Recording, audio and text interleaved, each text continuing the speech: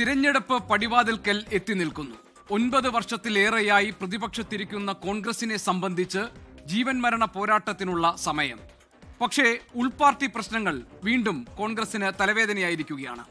Youth Congress അധ്യക്ഷ നിയമനത്തിന് പിന്നാലെ KPCC പുനഃസംഘടനയിലും ആകെ കല്ലുകടി. പാർട്ടിയിൽ ആരാണ് വലിയവൻ എന്ന് മത്സരിക്കുന്ന നേതാക്കൾ, അവർക്കെല്ലാം പല സ്ഥാനങ്ങളിലേക്ക് നിർദ്ദേശിക്കാൻ ഒട്ടേറെ അനുയായികൾ.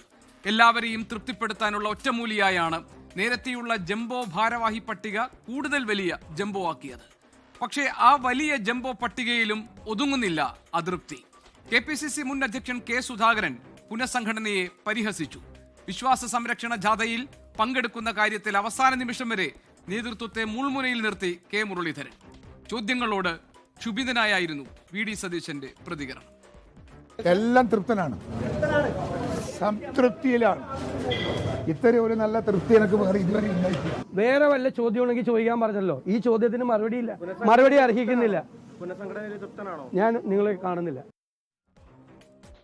AI ഗ്രൂപ്പുകളെ അപ്രസക്തമാക്കിക്കൊണ്ട് KC വേണുഗോപാൽ പക്ഷം പിടിമുറുക്കുകയാണോ കോൺഗ്രസിൽ?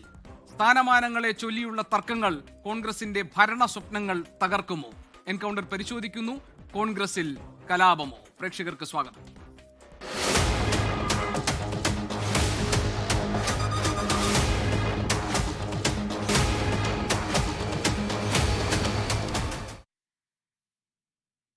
എൻകൗണ്ടറിൽ നമ്മളോടൊപ്പമുള്ളത് ശ്രീ AK ഷാനിബ്, മാധ്യമപ്രവർത്തകൻ ശ്രീ ജോർജ് പൊടിപ്പാറ, ഒപ്പം തന്നെ രാഷ്ട്രീയ നിരീക്ഷകൻ ശ്രീ റെജി ലൂക്കോസ് എന്നിവരാണ്. ഡിവൈഎഫ്ഐയുടെ AK ഷാനിബും രാഷ്ട്രീയ നിരീക്ഷകനായ റെജി ലൂക്കോസും ജോർജ് പൊടിപ്പാറ മാധ്യമപ്രവർത്തകനും നമ്മളോടൊപ്പമുണ്ട്. അതോടൊപ്പം തന്നെ ചാണ്ടി ഉമ്മൻ ഇന്ന് ഈ വിഷയത്തിൽ ഒരു പ്രത്യേക പ്രതികരണം നൽകിയിട്ടുണ്ട്.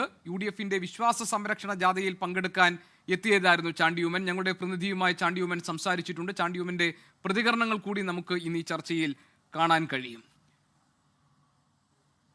ശ്രീ ജോർജ് പൊടിപ്പാറ, യഥാർത്ഥത്തിൽ ഇപ്പോൾ കോൺഗ്രസിനകത്തെ ഗ്രൂപ്പ് പോരുകളോ ഗ്രൂപ്പിനെ നയിക്കുന്ന നേതാക്കൾ അവരുടെ അനുയായികൾക്ക് വേണ്ടി നിലകൊള്ളുന്നതോ അവർക്ക് വേണ്ടി വാദിക്കുന്നതോ അവർക്ക് വേണ്ടി സീറ്റ് ബുക്ക് ചെയ്യുന്നതോ ഒന്നും പുതിയ കാര്യങ്ങളല്ല. എന്ന് പറഞ്ഞാൽ കോൺഗ്രസിലെ പതിവ് രീതികളാണ് അതൊക്കെ. പക്ഷേ ഇവിടെ തെരഞ്ഞെടുപ്പിന് തൊട്ട് മുൻപാണ് ഈ സംഭവങ്ങളൊക്കെ അരങ്ങേറുന്നത്. വലിയ ഒരു പട്ടിക ഓൾറെഡി തന്നെയുണ്ട്. അതിന് പുറമെ മറ്റൊരു ജംബോ പട്ടിക പുറത്തിറങ്ങുന്നു. ആ പട്ടിക പുറത്തിറങ്ങിയ ശേഷവും നേതാക്കൾ അവരുടെ അതൃപ്തി പരസ്യമാക്കുകയും പിന്തുണച്ചുകൊണ്ടും നേതാക്കൾ വന്നുകൊണ്ട് അതിനകത്തെ ചേരിപ്പോര് പ്രകടമാക്കിയിരിക്കുന്നു. ഇതുവരെ കോൺഗ്രസിനകത്ത് കണ്ടത് ആർക്കാണ് ശക്തി, അല്ലെങ്കിൽ ഏത് ഗ്രൂപ്പാണ് അപ്രമാദിത്വം നേടാൻ പോകുന്നത് എന്നതിനുള്ള ഒരു ടെസ്റ്റാണെങ്കിൽ ഇവിടെ തെരഞ്ഞെടുപ്പിന് തൊട്ട് മുൻപ് തദ്ദേശ ഭരണ തെരഞ്ഞെടുപ്പ് വരുന്നു. അത് കഴിഞ്ഞാൽ അടുത്ത നിയമസഭാ തെരഞ്ഞെടുപ്പ്. ആരാണ് കോൺഗ്രസിനെ നയിക്കാൻ പോകുന്നത്, ആരാണ് അടുത്ത മുഖ്യമന്ത്രി സ്ഥാനാർത്ഥിയാകാൻ പോകുന്നത് എന്നതിലുള്ള തർക്കമാണ്. അതിനുള്ള കളമൊരുങ്ങുന്നതിൻ്റെ ഭാഗമായിട്ടാണോ, ആളെ പിടിക്കുന്നതിൻ്റെ ഭാഗമായിട്ടാണോ ഇപ്പോൾ ഈ ചേരിതിരിഞ്ഞുള്ള തല്ല് കോൺഗ്രസിൽ കാണുന്നത്?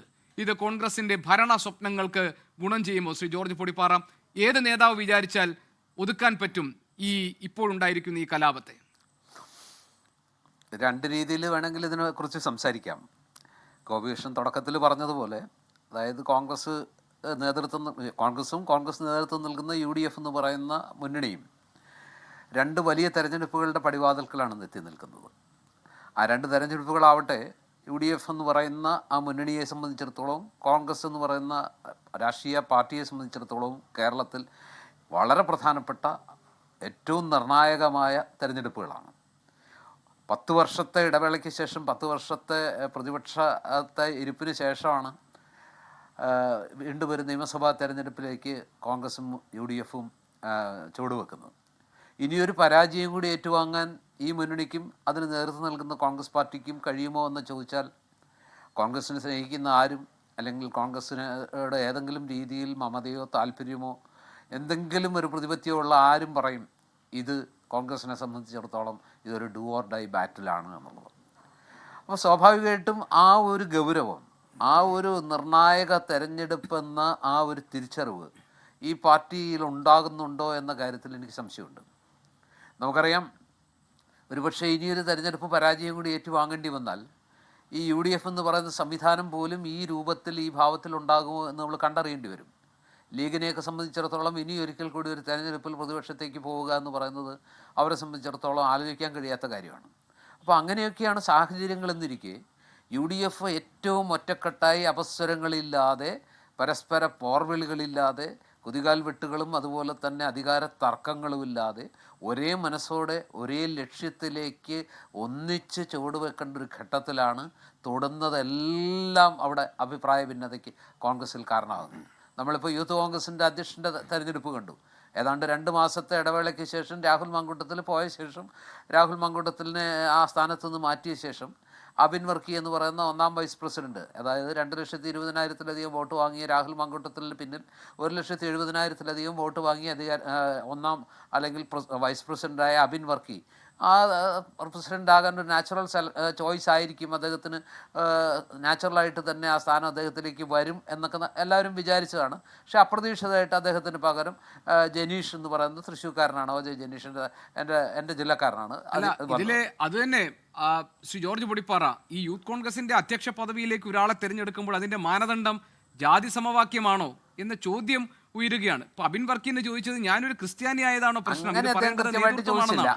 അപ്പോൾ ഇതിനകത്തും ഉണ്ടായത് സങ്കുചിതമായ രാഷ്ട്രീയ താല്പര്യങ്ങൾ തന്നെയല്ലേ, വിഭാഗങ്ങൾ തമ്മിലുള്ള പോര്. ഇപ്പോൾ ഉദാഹരണത്തിന് ഈ ആരാണ് അബിൻ വർക്കിയുടെ സാധ്യതകൾ ഇല്ലാതാക്കിയത്? അത് I ഗ്രൂപ്പ് കാണുന്നത് അത് A ഗ്രൂപ്പിന്റെ താല്പര്യപ്രകാരം സംഭവിച്ചതാണെന്നാണ്. പക്ഷേ A ഗ്രൂപ്പ് കാണുന്നത് തങ്ങളുടെ താല്പര്യപ്രകാരമല്ല. ജനീഷ് ഒരു A ഗ്രൂപ്പുകാരനായിട്ടല്ല എനിക്ക് മനസ്സിലാവുന്നത്. അദ്ദേഹം അങ്ങനെ ഒരു അറിയപ്പെടുന്ന A ഗ്രൂപ്പുകാരനല്ല. പണ്ടത്തെ ഒരു കോട്ടയൊക്കെ അനുസരിച്ചിട്ട് A ഗ്രൂപ്പിന് അഭിജിത്തിനും കിട്ടിയില്ലല്ലോ. അപ്പോൾ അബിൻ വർക്കിക്ക് മാത്രമല്ല A ഗ്രൂപ്പ് വേണമെന്ന് ആവശ്യപ്പെട്ട പ്രസിഡന്റ് ആക്കണമെന്ന് ആവശ്യപ്പെട്ട അഭിജിത്തിനെയും ആ സ്ഥാനം കിട്ടിയില്ല, പകരം ജനീഷിന് കിട്ടി. മാത്രമല്ല ഇവരെ രണ്ടുപേരെയും ദേശീയ സെക്രട്ടറിമാരായിട്ട് പാക്ക് ചെയ്തു. അപ്പോൾ ആരാണ് ഇത് തീരുമാനിച്ചതെന്നുള്ള വലിയ ചോദ്യമുണ്ട്. അതിൻ്റെ പിന്നാലെയാണ് ഇപ്പോൾ ഒരു ജംബോ കമ്മിറ്റി പുറത്തു വന്നത്. ഏറെ നാളത്തെ കാത്തിരിപ്പിന് ശേഷം പല റൗണ്ട് വിശദമായ ഒത്തിരിയേറെ ചർച്ചകൾക്ക് ശേഷമാണ് ഒരു ജംബോ കമ്മിറ്റിയുമായിട്ട് AICC KPCC സമർപ്പിച്ച ജംബോ കമ്മിറ്റിക്ക് അംഗീകാരം കൊടുത്തത്. അതായത് 13 വൈസ് പ്രസിഡന്റുമാർ, 59 ജനറൽ സെക്രട്ടറിമാർ, രാഷ്ട്രീയകാര്യ സമിതിയിലേക്ക് പുതുതായി 6 പേർ, നിലവിലുള്ള 14 പകരം അതിൻ്റെ കൂടെ 6 പേര് കൂടെ കൂട്ടി 20. അങ്ങനെ എല്ലാ അർത്ഥത്തിലും അക്ഷരാർത്ഥത്തിൽ ജംബോ കമ്മിറ്റി എന്ന് വിളിക്കാവുന്നൊരു സംവിധാനം ഉണ്ടാക്കിയിട്ട് പോലും അതിനകത്ത് ഇപ്പോഴും പരാതിയാണ്. അല്ല പൊടിപ്പാറ സാർ, ഈ യൂത്ത് കോൺഗ്രസ് തെരഞ്ഞെടുപ്പിന്റെ കാര്യം എടുക്കാം. ഇപ്പോൾ രാജ്യത്ത് വോട്ട് ചോരി നടക്കുന്നു, അത് ജനാധിപത്യ വിരുദ്ധമായ രീതിയിൽ തെരഞ്ഞെടുപ്പ് നടക്കുന്നു എന്ന് വലിയ ക്യാമ്പയിൻ രാഹുൽ ഗാന്ധിയുടെ നേതൃത്വത്തിൽ നടക്കുമ്പോഴാണ് ജനാധിപത്യ രീതിയിൽ തിരഞ്ഞെടുക്കപ്പെട്ട ഒരാൾ സമുദായ സമവാക്യത്തിൻ്റെ ഒക്കെ പേരിൽ പുറത്താക്കപ്പെടുന്നത് ഇതേ കോൺഗ്രസിന്റെ യുവജന വിഭാഗത്തിൽ. ഞാൻ വിശ്വസിക്കുന്നത് തീർച്ചയായിട്ടും ഗോപികൃഷ്ണൻ പറയുന്ന ആ വാദത്തോട് എനിക്ക് യോജിപ്പാണുള്ളത്. അതായത് ഞാൻ എത്ര പരിശ്രമിച്ചിട്ടും എത്രയൊക്കെ കിള്ളിച്ചകഞ്ഞു നോക്കിയിട്ടും അബിൻ വർക്കിയിൽ ഞാനൊരു അയോഗ്യതയും കാണുന്നില്ല. അതായത് നല്ലൊരു നേതാവാണ്, വളരെ സഭ്യമായി മാത്രം സംസാരിക്കുന്ന, ഒരു ചാനൽ ചർച്ചയിൽ പോലും എതിരാളികളോട് വളരെ വാക്കുകൾ കൊണ്ട് ആശയങ്ങൾ കൊണ്ട് സംവദിച്ച് തർക്കിച്ച് എതിർത്ത് തോൽപ്പിക്കുമ്പോഴും അദ്ദേഹത്തിൻ്റെ നാവിൽ നിന്ന് ഒരിക്കലും അഹിതമായ അല്ലെങ്കിൽ ആ വ്യക്തിയെ അപമാനിക്കുന്ന ഒരു വാക്കും വരാറില്ല. അന്തസ്സായിട്ട് സംവാദത്തിൽ പങ്കെടുക്കുന്ന ഒരു വ്യക്തിയാണ് അദ്ദേഹം. അതുപോലെ തന്നെ കഴിഞ്ഞ തെരഞ്ഞെടുപ്പിൻ്റെ സമയത്ത് ഈ പറഞ്ഞ പോലെ താൻ പരാജയപ്പെട്ടതിൽ അദ്ദേഹം പറഞ്ഞില്ല, അദ്ദേഹം ആരോപിച്ചില്ല. പക്ഷേ രാഹുൽ മാങ്കൂട്ടത്തിലിൻ്റെ വിഭാഗം പല രീതിയിൽ ഈ പറഞ്ഞ പോലെ എന്താ പറയുക, തെരഞ്ഞെടുപ്പ് വോട്ടർ പട്ടികയിൽ ക്രമക്കേട് കാണിച്ചു, അല്ലെങ്കിൽ വോട്ടർ ID ക്രമക്കേട് കാണിച്ചു എന്നൊക്കെ ആരോപണങ്ങൾ പല രംഗത്തും വന്നിട്ടും അതേക്കുറിച്ച് ഒരു ഘട്ടത്തിൽ പോലും പരസ്യമായ ഒരു ആരോപണം ഉന്നയിക്കാനോ എൻ്റെ തോൽവിക്ക് കാരണം അത്തരം ക്രമക്കേടുകളാണെന്നോ ഒരിക്കൽ പോലും പറഞ്ഞില്ല. മാത്രമല്ല കഴിഞ്ഞ ഉപതെരഞ്ഞെടുപ്പുകളിലെല്ലാം പാർട്ടി നിയോഗിച്ച എല്ലാ ദൗത്യങ്ങളും നന്നായി നിറവേറ്റിയ ആളാണ്. പാലക്കാട് ഉപതെരഞ്ഞെടുപ്പിൽ രാഹുൽ മങ്കൂട്ടത്തിന് വേണ്ടി ഒരുപക്ഷെ ഷാഫി പറമ്പലിനെ മാറ്റി നിർത്തിയാൽ ഏറ്റവും കൂടുതൽ പ്രവർത്തിച്ച ആൾ ഈ പറഞ്ഞ അബിൻ വർക്കിയാണ്. എല്ലാ അർത്ഥത്തിലും അദ്ദേഹം എല്ലാ ചാനൽ ചർച്ചകളിലും വളരെ ഭംഗിയായിട്ട് പങ്കെടുത്തു. അതുപോലെ തന്നെ പൊതുവേദികളിൽ എത്രയോ വേദികളിൽ അദ്ദേഹം പങ്കെടുത്തു.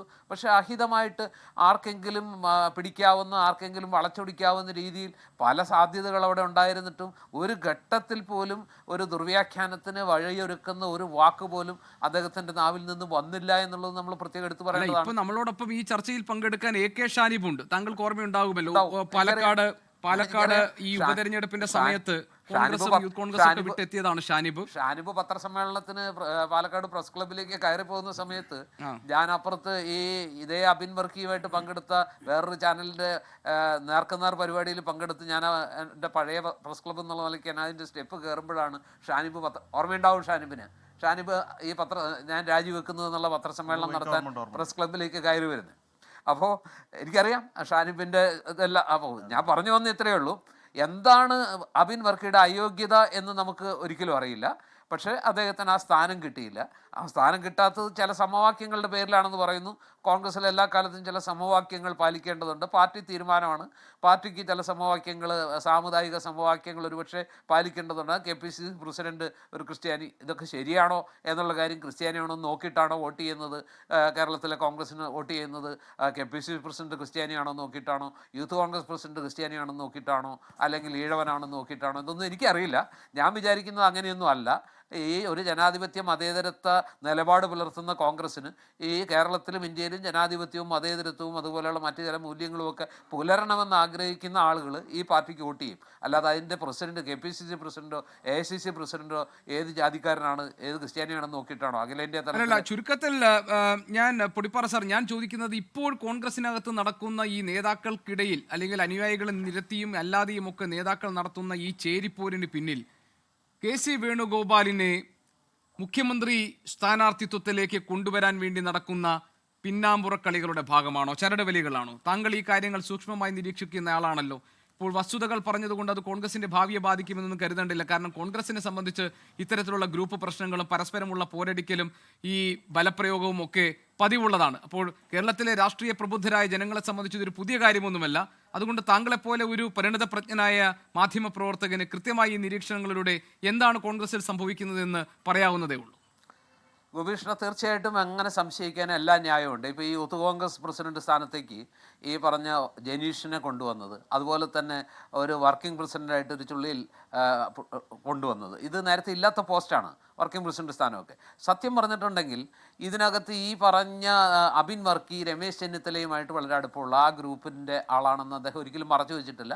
അദ്ദേഹമായിട്ട് ചേർന്ന് നിൽക്കുന്ന ആളാണ് എന്ന് കരുതി VD സതീശനുമായിട്ട് അദ്ദേഹത്തിന് ഒരു പിണക്കമുള്ളതായിട്ട് എനിക്ക് ഫീൽ ചെയ്തിട്ടില്ല. കഴിഞ്ഞ ഉപതെരഞ്ഞെടുപ്പുകളിലൊക്കെ VD സതീശൻ നിയോഗിച്ച ആ യുവ സ്ക്വാഡിലെ, ആ യൂത്ത് സ്ക്വാഡിൽ ഏറ്റവും നിർണായകമായിട്ടുള്ള ഒരു പങ്ക് അദ്ദേഹത്തിനുണ്ടായിരുന്നു. ആ യൂത്ത് സ്ക്വാഡിൽ ഇവരെ പോലെയൊക്കെ നിറഞ്ഞു നിന്ന ഒരാളാണ്. അപ്പോൾ അങ്ങനെ വരുമ്പോൾ എന്തുകൊണ്ടാണ് ഇപ്പോൾ രമേശ് ചെന്നിത്തലയ്ക്കുള്ള ഒരു അടിയാണോ അതോ അബിൻ വർക്കിക്ക് കൊടുത്തൊരു അടിയാണോ, കാര്യങ്ങൾ അറിഞ്ഞ് കളമറിഞ്ഞ് കളിക്കാത്തതിൻ്റെ കുഴപ്പം എന്ന് ബോധ്യപ്പെടുത്താനുള്ള വല്ല നീക്കമാണോ എനിക്ക് അറിഞ്ഞുകൂടാ. ഞാൻ ചോദിക്കുന്നത് പൊടിപ്പാറ സാർ, ഈ VD സതീശന് വേണ്ടി നിലകൊണ്ടിരുന്ന ചെറുപ്പക്കാരായ ആളുകളിൽ ചിലർ KC വേണുഗോപാൽ പക്ഷത്തേക്ക് മാറിയെന്ന് ഞാൻ പറഞ്ഞാൽ, ഇപ്പോൾ ഷാഫി പറമ്പലിനെ പോലെ ഉള്ള ആളുകൾ ഇവിടെ കാര്യങ്ങൾ കയ്യിലെടുത്ത് നടത്തുന്നത് KC വേണുഗോപാലിന് കളമൊരുക്കാൻ വേണ്ടിയാണ് എന്ന് ഞാൻ നിരീക്ഷിച്ചാൽ താങ്കൾ എന്നോടൊപ്പം നിൽക്കുമോ ഇല്ലയോ?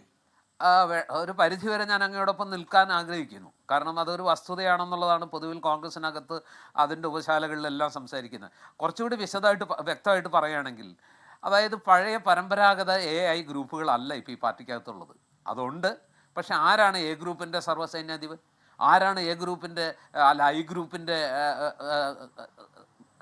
സൈന്യാധിപൻ? നമുക്ക് പറയാൻ പറ്റുമോ? പണ്ടാണെങ്കിൽ നമുക്ക് പറയാമായിരുന്നു A ഗ്രൂപ്പിൻ്റെ ബെന്നി ബെഹനാനാണ്, അല്ലെങ്കിൽ തിരുവഞ്ചൂർ രാധാകൃഷ്ണനാണ്, അല്ലെങ്കിൽ KC ജോസഫാണ്, സിദ്ദിഖാണ്, ഷാഫി പറമ്പലാണ് എന്നൊക്കെ പറയാമായിരുന്നു. ഇപ്പോൾ ഇവരൊക്കെ തിരുവഞ്ചൂർ രാധാകൃഷ്ണൻ A ഗ്രൂപ്പിലുണ്ടോ? കൃത്യമായിട്ട് A ഗ്രൂപ്പുകാരനാണോ? KC ജോസഫ് ഉണ്ട്, ബെന്നി ബെഹനാൻ, ഷാഫി പറമ്പലും T സിദ്ദീഖും A ഗ്രൂപ്പിൽ തന്നെയാണോ ഇപ്പോൾ?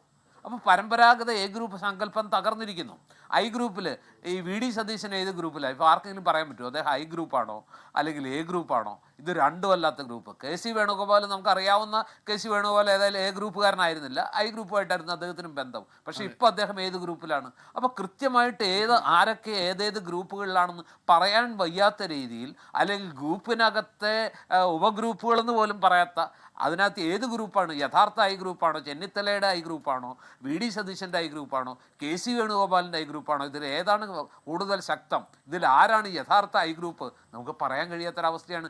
ഇത്തരം ഒരു സന്നിഗ്ധാവസ്ഥയിൽ ആർക്കൊപ്പം ഒന്ന് പറയാൻ കഴിയാത്തൊരവസ്ഥയിൽ ചെറുപ്പക്കാരായ നേതാക്കളെല്ലാം സിദ്ദീഖാവട്ടെ, സതീശൻ ഷാഫി ആവട്ടെ, അല്ലെങ്കിൽ രാഹുൽ മാങ്കുട്ടത്തിലാവട്ടെ, അതുപോലുള്ള ചെറുപ്പക്കാരെല്ലാം ജനീഷ്, ഇങ്ങനെ എല്ലാവരും ഈ രാഷ്ട്രീയം എന്ന് പറയുന്നവർ ഈ നേതാക്കളെക്കാൾ കൂടുതലായിട്ട് അവസരങ്ങളുടെ കലയാണ്, സാധ്യതകളുടെ കലയാണ്. രാഷ്ട്രീയം എന്ന് പറയുന്നത് എന്താ പറയുക, ഒരു നിഷ്കളങ്കമായ ഒരു പുണ്യപ്രവൃത്തിയല്ല, സേവനം മാത്രമല്ല. അതിനകത്ത് അംബീഷ്യസ് ആയിട്ടുള്ള ആരും നാളെയെക്കുറിച്ച് ആലോചിക്കുന്നു, ഒരു അക്കോമഡേഷൻ വേണം, തനിക്കൊരു വളർച്ച വേണമെന്ന് ചിന്തിക്കുമ്പോൾ ഇവർ അവസരത്തിനൊത്ത് വേണുഗോപാലാണ് ഇപ്പോൾ സർവ്വശക്തനെന്ന് അവർ തിരിച്ചറിയുന്നു.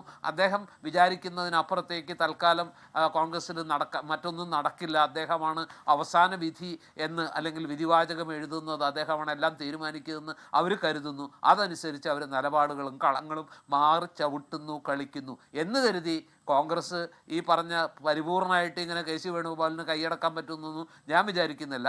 ഒരു പരിധി വരെയൊക്കെ അദ്ദേഹത്തിന് ഈ പാർട്ടിക്കകത്ത് ഇപ്പോഴത്തെ ഒരു പ്രത്യേക സാഹചര്യത്തിൽ ചില സ്വാധീനം ഉറപ്പിക്കാൻ കഴിയുമെങ്കിലും ജനങ്ങൾക്കിടയിൽ വിശ്വാസ്യത ഉറപ്പിക്കണമെങ്കിൽ അദ്ദേഹത്തിന് ഇനിയും ചില ഒരു കോൺഗ്രസ്സുകാരനായി തന്നെ തുടരുക എന്ന ആഗ്രഹം ഉപേക്ഷിക്കുകയാണ് എന്ന് പറഞ്ഞാണ് താങ്കൾ പാർട്ടി വിടുന്നത്.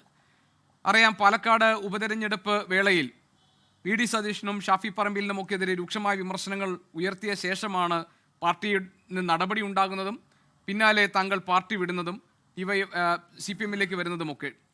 പക്ഷേ ഷാനിബ് അവിടെ നിന്ന് പാർട്ടിയിൽ നിന്ന് ഇറങ്ങുമ്പോൾ ഉണ്ടായിരുന്ന അതേ സ്ഥിതിയാണോ കോൺഗ്രസ് പാർട്ടിയിൽ ഇപ്പോഴും ഉള്ളത്, അതോ സ്ഥിതിഗതികൾ കൂടുതൽ മോശമായി എന്നാണോ ഷാനിബ് കരുതുന്നത്? രണ്ടാമത്തെ കാര്യം, അതിനകത്ത് നടക്കുന്ന, അതിന് അനുഭവസ്ഥനായ ഒരു രാഷ്ട്രീയക്കാരൻ, പൊതുപ്രവർത്തകൻ എന്ന നിലയിൽ ഷാനിബ് ഇപ്പോൾ നടക്കുന്നത് കോൺഗ്രസിനകത്ത് എന്ത് തരം വടംവലിയാണ്?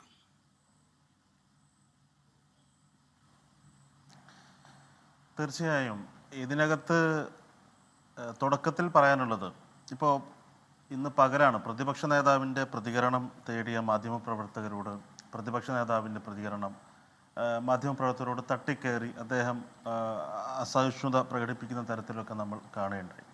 അതിൻ്റെ ഒരു തുടർച്ച എന്നോണം ഇപ്പോൾ ഏതാനും മിനിറ്റുകൾക്ക് മുമ്പ് നമ്മളറിയുന്ന വാർത്ത, കൈരളി മാധ്യമപ്രവർത്തകരെ ഈ പരിപാടിക്കിടയിൽ കയ്യേറ്റം ചെയ്തതായിട്ടുള്ള വാർത്ത. ഇപ്പോൾ നമ്മൾ ചർച്ച തുടങ്ങുന്നതിൻ്റെ തൊട്ട് മുമ്പ് ആ വാർത്തയാണ് കേട്ടത്. അപ്പോൾ നിരന്തരം ഇവർക്കിടയിലുള്ള പടലപ്പിണക്കങ്ങളും ഇവർക്കിടയിൽ നടക്കുന്ന ഈ അധാർമികതയും ഇവർക്കിടയിൽ നടക്കുന്ന ഈ കൊള്ളരുതായ്മകളും ഒക്കെ ചൂണ്ടിക്കാണിക്കുന്ന ഏതാനും ദിവസങ്ങൾക്ക് മുമ്പ് മറ്റൊരു മാധ്യമ പ്രവർത്തകർ ആക്രമിക്കുകയുണ്ടായി. അത് നിരന്തരം ആ മാധ്യമ പ്രവർത്തകർ ആക്രമിക്കുന്ന സാഹചര്യം ഉണ്ടായി. ഇപ്പോൾ കൈരളി TV-യുടെ മാധ്യമ പ്രവർത്തകർ ആക്രമിക്കുന്ന സാഹചര്യം ഉണ്ടായി. അപ്പോൾ അതിൽ ശക്തമായ പ്രതിഷേധം രേഖപ്പെടുത്താൻ ഞാൻ ഈ അവസരം ഉപയോഗപ്പെടുത്തുകയാണ്. ഇവരുടെ ഈ കൊള്ളരുതായ്മകൾ അങ്ങ് സൂചിപ്പിച്ചതുപോലെ, ഞാൻ എൻ്റെ പത്രസമ്മേളനത്തിൽ ഞാൻ DYFIയുടെ സംസ്ഥാന കമ്മിറ്റി മെമ്പറാണ്. അതുകൊണ്ട് തന്നെ മറ്റു രാഷ്ട്രീയ പാർട്ടിയുടെ ആഭ്യന്തര കാര്യങ്ങൾ പറയുന്നതിൽ പരിമിതികളുണ്ട്. അല്ലെങ്കിൽ അതിൽ കൂടുതൽ ആഴത്തിൽ ഞാൻ പറയേണ്ടതില്ല, ഏതെങ്കിലും ഒരു പക്ഷം പിടിക്കേണ്ടതില്ല എന്നതുകൊണ്ട്. പക്ഷേ എന്നാലും ചില കാര്യങ്ങൾ ഞാൻ നിങ്ങളോട് പറയാൻ ആഗ്രഹിക്കുകയാണ്. അന്ന് ഞാൻ എൻ്റെ പത്രസമ്മേളനത്തിൽ പറഞ്ഞൊരു കാര്യം, ഒരു കോക്കസ് പ്രവർത്തിക്കുന്നു എന്നുള്ളതാണ്. ഈ പാർട്ടിക്കകത്ത് സാധാരണക്കാരായിട്ടുള്ള നിരവധി ചെറുപ്പക്കാർ പ്രവർത്തിക്കുന്നുണ്ടെങ്കിലും അവർക്കൊന്നും മുൻപോട്ട് വരാൻ കഴിയാത്ത വിധം VD സതീശൻ്റെയും ഷാഫി പറമ്പിലിൻ്റെയും നേതൃത്വത്തിൽ, പിന്നെ ഈ പറഞ്ഞ വില്ലാളി വീരനായിട്ടുള്ള ഇപ്പോൾ പാലക്കാട് MLA ആയിട്ട് പ്രവർത്തിക്കുന്ന അയാളെ ഉൾപ്പെടെ ഒരു കോക്കസ് ഉണ്ടാക്കുകയും ആ കോക്കസിനോടൊപ്പം നിൽക്കുന്ന ആളുകൾക്ക് മാത്രം പാർട്ടിയിൽ പ്രാതിനിധ്യം ഉണ്ടാവുക, പാർട്ടി നേതൃത്വത്തിലേക്ക് വരാൻ സാധിക്കുക എന്ന തരത്തിൽ പ്രവർത്തിക്കുന്നു എന്നുള്ള പരാതി എൻ്റെ മാത്രം പരാതിയല്ല. ഞാൻ ആ തുടക്കത്തിൽ എല്ലാ പത്രസമ്മേളനത്തിനും പറഞ്ഞ കാര്യമാണ്. എൻ്റെ കൂടെ ഉണ്ടായിരുന്ന നിരവധി ആളുകൾ, ഇപ്പോൾ ഞാൻ അവരുടെ പേര് ഞാൻ പറയാൻ ആഗ്രഹിക്കുന്നില്ല, ഇപ്പോഴും അവർ യൂത്ത് കോൺഗ്രസിൻ്റെ ഭാഗമായി നിൽക്കുന്നു. ഇപ്പോഴും അവർക്ക് ഈ പാർട്ടിയിൽ ഒരു ഭാരവാഹിത്വം കിട്ടിയിട്ടില്ല, അവർക്ക് ഒരു തരത്തിലുമുള്ള പരിഗണനയും കിട്ടുന്നില്ല. അവരാരും മാധ്യമ ചർച്ചയിൽ വരുന്ന ആളുകളോ അവർ ഇതുപോലെ റീൽസ് ഇടുന്ന ആളുകളോ അല്ല. അവർ താഴെ തട്ടിൽ പണിയെടുക്കുന്ന ആളുകളാണ്, വോട്ട് ചോദിക്കാൻ പോകുന്ന ആളുകളാണ്. അവരൊക്കെ KSUവിൻ്റെ ജില്ലാ പ്രസിഡന്റുമാരായിരുന്നു, യൂത്ത് കോൺഗ്രസിൻ്റെ സംസ്ഥാന ഭാരവാഹികളായിരുന്നു. അങ്ങനെ അവരുടെ ജീവിതം മുഴുവൻ, ബാല്യവും കൗമാരവും യൗവനവും ഈ പാർട്ടിക്ക് വേണ്ടി സമർപ്പിച്ച നൂറുകണക്കിന് ആളുകൾ അവർ ഈ പറയുന്ന ലൈംലൈറ്റിൽ ഇല്ല എന്നതുകൊണ്ട്, സെലിബ്രിറ്റി സ്റ്റാറ്റസ് ഇല്ല എന്നതുകൊണ്ട് പിന്നിലേക്ക് മാറ്റപ്പെടുന്നു എന്നുള്ള ആക്ഷേപമായിരുന്നു ഞാൻ പറഞ്ഞ കാര്യങ്ങൾ ഒരു പ്രധാനപ്പെട്ട ആക്ഷേപം. അത് 100% ശരിയാണ് എന്ന് വരുത്തുന്ന തരത്തിൽ ഇപ്പോഴും പുനഃസംഘടനയിൽ അവരൊക്കെ മാറ്റി നിർത്തപ്പെട്ടിരിക്കുകയാണ്. മുൻപുണ്ടായിരുന്ന അതേ ആളുകൾ തന്നെയാണ് ഇപ്പോഴും ഭാരവാഹി ആക്കി വെച്ചിട്ടുള്ളത്. ഇങ്ങനെ പരസ്പരം വിശ്വാസം നഷ്ടപ്പെട്ട കോൺഗ്രസ്സുകാരാണ് വിശ്വാസ സംരക്ഷണ യാത്ര എന്ന പേരിൽ കേരളത്തിൽ യാത്ര നടത്തും. പരസ്പര വിശ്വാസം നഷ്ടപ്പെട്ടിരിക്കുകയാണ്. കെ മുരളീധരൻ ഇപ്പോൾ പങ്കെടുത്തോ എന്ന് എനിക്കറിയില്ല. ഞാൻ ഷാനിബ് ഒരു ഒറ്റ നിമിഷം, ഞാൻ ഷാനിബ് പറഞ്ഞ സാഹചര്യത്തിൽ ഞാൻ ഒരു മിനിറ്റ്, ഇപ്പോൾ നമ്മളോടൊപ്പം ശ്രീ സന്ദീപ് വാര്യരുണ്ട്. അദ്ദേഹം ടെലിഫോൺ ലൈനിലാണുള്ളത്. അദ്ദേഹം മറ്റേതൊരു പരിപാടിയിൽ പങ്കെടുക്കുന്നതിന് തൊട്ട് മുൻപ് ടെലിഫോണിൽ ചേർന്നിരിക്കുകയാണ്. ശ്രീ സന്ദീപ് വാര്യർ, താങ്കൾ ഈ ചർച്ച തുടക്കം മുതൽ കണ്ടിട്ടുണ്ടാകില്ല. നമ്മുടെ മാധ്യമപ്രവർത്തകനും രാഷ്ട്രീയ നിരീക്ഷകനുമായ ജോർജ് പൊടിപ്പാറ സാർ നേരത്തെ സംസാരിച്ചപ്പോൾ പറഞ്ഞു, ഇവിടെ കോൺഗ്രസിനകത്ത് ഇത്തരത്തിലുള്ള ഇപ്പോൾ യൂത്ത് കോൺഗ്രസിൻ്റെ അധ്യക്ഷ പദവിയിലേക്ക് അബിൻ വർക്കി തഴയപ്പെട്ട കാര്യത്തിൽ അവിടെ ജാതി സമവാക്യം പോലെയുള്ള കാര്യങ്ങൾ വിഷയമായിട്ടുണ്ടെങ്കിൽ അതിലെ പ്രശ്നങ്ങളെ സംബന്ധിച്ച്, പിന്നെ KC വേണുഗോപാലിന് വേണ്ടി കളമൊരുക്കാൻ ഒരു വിഭാഗം രംഗത്തിറങ്ങിയതിൻ്റെ ഒക്കെ പ്രതിഫലനമാണ് ഇപ്പോൾ ഈ പട്ടികയ്ക്ക് ശേഷവും നിലനിൽക്കുന്ന അതൃപ്തി എന്നാണ്. യഥാർത്ഥത്തിൽ കോൺഗ്രസിനകത്ത് ഇപ്പോൾ നടക്കുന്നത് മുഖ്യമന്ത്രി സ്ഥാനാർത്ഥിത്വത്തിന് വേണ്ടിയുള്ള ഒരു കലാപമാണ് എന്ന് പറഞ്ഞാൽ താങ്കൾ അതിനോട് എങ്ങനെ പ്രതികരിക്കും? നോക്കൂ, ഞങ്ങൾ ഇപ്പോൾ വിശ്വാസ സംരക്ഷണ യാത്രയുടെ സമാപന സമ്മേളനത്തിൽ പങ്കെടുത്തുകൊണ്ടിരിക്കുകയാണ്. 10,000-കണക്കിന് ജനങ്ങൾ അണിനിരന്ന പടുകൂറ്റൻ പ്രകടനത്തിന് ശേഷം നടക്കുന്ന ഒരു വലിയ പരിപാടിയാണ് ഇവിടെ നടന്നുകൊണ്ടിരിക്കുന്നത്. കേരളത്തിലെ ലക്ഷോപലക്ഷം വരുന്ന അയ്യപ്പ ഭക്തരുടെ ഹൃദയവികാരങ്ങൾ ഉൾക്കൊണ്ടുകൊണ്ടാണ് ഇന്ത്യൻ നാഷണൽ കോൺഗ്രസും UDF ഇത്തരമൊരു പരിപാടിയായിട്ട് ഇന്ന് ഇവിടെ ജനങ്ങൾക്ക് മുന്നിൽ വന്നിട്ടുള്ളത്. അപ്പൊ അതിന്റെ ശോഭ കെടുത്താൻ വേണ്ടി പലതരത്തിലുള്ള പ്രചരണങ്ങളും കുപ്രചാരണങ്ങളും ഒക്കെ എതിരാളികൾ നടത്തുന്നുണ്ട് എന്നുള്ളൊരു യാഥാർത്ഥ്യമാണ്. എന്തായാലും ഒരു കാര്യം നിസ്സംശയം പറയാം, കോൺഗ്രസ് ഇപ്പോൾ ജനങ്ങളുടെ വികാരം ഏറ്റെടുത്തുകൊണ്ട്, അയ്യപ്പ ഭക്തരുടെ വികാരം ഏറ്റെടുത്തുകൊണ്ട് സർക്കാരിനെതിരായിട്ടുള്ള പോരാട്ടത്തിൽ തെരുവിലാണ്. അതുകൊണ്ട് തന്നെ മറ്റൊരു തരത്തിലുള്ള വിവാദങ്ങൾക്കും ഒരു തരത്തിലുള്ള പ്രസക്തിയുമില്ല. പ്രത്യേകിച്ച് സംഘടനയുമായി ബന്ധപ്പെട്ട കാര്യങ്ങൾ ദേശീയ നേതൃത്വവും സംസ്ഥാനത്വവും തീരുമാനങ്ങൾ എടുക്കുന്നത് പല പരിഗണനകളുടെയും അടിസ്ഥാനത്തിലായിരിക്കും. അവിടെ എന്തെങ്കിലും തരത്തിലുള്ള വിയോജിപ്പുകളുണ്ടെങ്കിൽ, ചില അഭിപ്രായങ്ങളുണ്ടെങ്കിൽ അതെല്ലാം സ്വാഭാവികമായിട്ടും കേൾക്കുന്ന ഒരു നേതൃത്വമുണ്ട്. കോൺഗ്രസ് എന്ന് പറയുന്ന ഒരു ജനാധിപത്യ രാഷ്ട്രീയ പ്രസ്ഥാനമാണ്. CPM പോലെയോ BJP പോലെയോ അടച്ചിട്ടൊരു പ്രസ്ഥാനമല്ല. ഇതൊരു വിശാലമായ ജനാധിപത്യ പ്രസ്ഥാനമാണ്. അതുകൊണ്ട് തന്നെ അഭിപ്രായങ്ങൾ പറയാനുള്ള ഒരു സ്വാതന്ത്ര്യം ഇവിടെ ഉണ്ട്. ആ സ്വാതന്ത്ര്യം തീർച്ചയായിട്ടും കോൺഗ്രസ് പ്രസ്ഥാനത്തിന്റെ ഒരു പ്രത്യേകത കൂടിയാണ്. അത് തീർച്ചയായിട്ടും ഇവിടെ നേരത്തെ സംസാരിച്ച ആളുകൾക്കൊക്കെ ബോധ്യമുള്ള കാര്യം.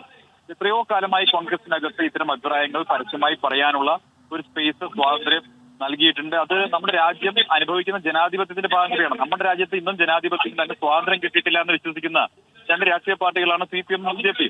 അപ്പോൾ ആ സ്വാതന്ത്ര്യം നേടിക്കൊടുത്ത ഇന്ത്യൻ നാഷണൽ കോൺഗ്രസ് അഭിപ്രായ സ്വാതന്ത്ര്യം കൂടി കൊടുത്തിട്ടുണ്ട്. അതനുസരിച്ചിട്ടുള്ള കാര്യങ്ങൾ പലരും പറയുന്നുണ്ടാകാം. അതിലപ്പുറം കോൺഗ്രസ് തകരുമെന്നോ കോൺഗ്രസ് പ്രതിപക്ഷ നിലയ്ക്ക് ഉത്തരവാദിത്തം ഏറ്റെടുത്തുകൊണ്ട് നടത്തുന്ന പ്രവർത്തനങ്ങളുടെ പിറകോട്ട് പോകുമെന്നോ CPM വിചാരിക്കേണ്ടതില്ല. പിണറായി സർക്കാരിനെതിരെയുള്ള പോരാട്ടവുമായി ഞങ്ങൾ മുന്നോട്ട് തന്നെയാണ്. അല്ല, ശ്രീ സന്ദീപ് വാര്യർ, ഇപ്പോൾ ഷമാ മുഹമ്മദ് ഇട്ട ഒരു ഫേസ്ബുക്ക് പോസ്റ്റ് കഴിവൊരു മാനദണ്ഡമാണോ എന്നാണ്. മുൻ KPCC അധ്യക്ഷൻ K സുധാകരൻ പറഞ്ഞത് എനിക്ക് പൂർണ്ണ തൃപ്തിയാണ്, സംതൃപ്തി എന്ന് പരിഹാസ രൂപേണ അദ്ദേഹം പ്രതികരിക്കുന്നു. K മുരളീധരൻ അവസാന നിമിഷവും ഈ വിശ്വാസ സംരക്ഷണ ജാഥയുടെ ഭാഗമാകുമോ എന്ന സംശയങ്ങൾ ഉണ്ടായിരുന്നു. അവസാനം അനുനയത്തിന്റെ ഭാഗമായി അദ്ദേഹം എത്തുന്നു. 2 ദിവസം മുമ്പാണ് ചാണ്ടി ഉമ്മൻ താൻ എങ്ങനെയാണ് അവഗണിക്കപ്പെടുന്നത് എന്ന് മാധ്യമങ്ങൾക്ക് മുന്നിൽ തുറന്നു പറഞ്ഞത്. അപ്പോൾ ഇതൊക്കെ ഈ എതിരാളികളുടെ സൃഷ്ടികളാണോ?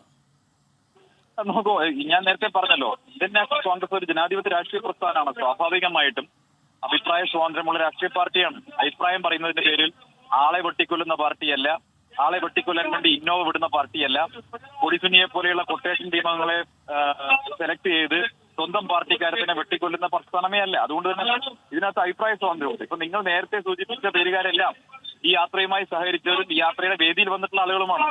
അതുകൊണ്ട് തന്നെ ഈ യാത്ര പിണറായി സർക്കാരിന്റെ ശബരിമലയിലെ സ്വർണ്ണക്കൊള്ളയ്ക്കെതിരായി നടക്കുന്ന യാത്രയുടെ ശോഭ കെടുത്താൻ വേണ്ടി CPM ഉയർത്തിവിട്ടിട്ടുള്ള ഇത്തരത്തിലുള്ള ആരോപണങ്ങളൊന്നും വിലപ്പോകാൻ പോകുന്നില്ല. ജനങ്ങളുടെ മനസ്സിൽ ഇപ്പോൾ ആഴത്തിൽ പതിഞ്ഞു കിടക്കുന്നത് ശബരിമലയുമായി ബന്ധപ്പെട്ട സ്വർണ്ണപ്പാളി കവർച്ചയാണ്. പക്ഷെ ഞാൻ എന്റെ ഒരു ചോദ്യം ആവർത്തിക്കട്ടെ ശ്രീ സന്ദീപ് വാര്യർ, കോൺഗ്രസിനകത്ത് ഇപ്പോൾ നടക്കുന്ന പ്രശ്നങ്ങളൊക്കെ മുഖ്യമന്ത്രി സ്ഥാനാർത്ഥി ആരാകണം എന്നതിനെ ചൊല്ലിയാണ്. അത് KC വേണുഗോപാലിന് വേണ്ടി കളം പിടിക്കാൻ നടത്തുന്നതാണ് എന്ന ആരോപണത്തെ പറ്റി താങ്കൾ പറഞ്ഞില്ല. അല്ല, എന്തായാലും ഭരണത്തിലെത്താൻ പോകുന്നത് കോൺഗ്രസ് ആണെന്ന് CPM വ്യക്തമായതുകൊണ്ടാണല്ലോ ഇപ്പൊ മുഖ്യമന്ത്രി സ്ഥാനാർത്ഥി ആരാണെന്ന് സംബന്ധിച്ച് ഞങ്ങൾക്ക് ആശങ്കയുണ്ടെന്നൊക്കെ അവർ പറയുന്നത്. എന്തായാലും അത് അംഗീകരിച്ചൊരു നന്ദിയുണ്ട്.